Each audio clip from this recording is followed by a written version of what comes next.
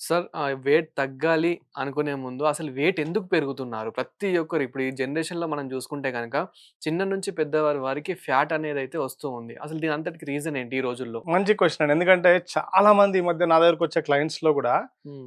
నేను ఎందుకు పెరిగినా అని వాళ్ళే ముందే డిసైడ్ అయిపోతారు. హ్మ్. నేను బాగా లాస్ట్ 3 మంత్స్ డెలివరీ అయిందండి. అప్పటినుంచి నేను ఎక్సర్‌సైజ్ లేదు, తినడం మొదలుపెట్టినా, లేకపోతే నెయ్యి తిన్నా, హ్మ్. అది ఇదేదో చెప్తుంటారు.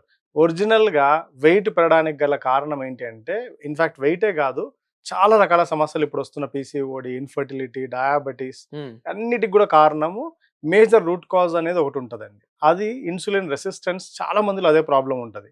ఆ ఇన్సులిన్ రెసిస్టెన్స్ వల్ల, హార్మోన్ ప్రాబ్లమ్ వల్ల తెలియకుండానే చాలామంది నమ్మలేని విషయం ఏమంటే, ఎక్కువ తినాల్సిన అవసరం లేదు లావడానికి. మీరు తక్కువ తిన్నా గూడా లావయ్యే వాళ్ళున్నారు. హ్మ్. కొద్దిగా తిని రోజుకి ఒక పూట, 2 పూటలు తిని గూడా లావయ్యే వాళ్ళున్నారు. అవును. సో, వాళ్ళ హార్మోన్‌ని కరెక్ట్ చేసుకోకుండా, ఆ హార్మోన్ ప్రాబ్లమ్‌ని రివర్స్ చేసుకోకుండా, హ్మ్. ఫుడ్ తగ్గించినా తగ్గరు.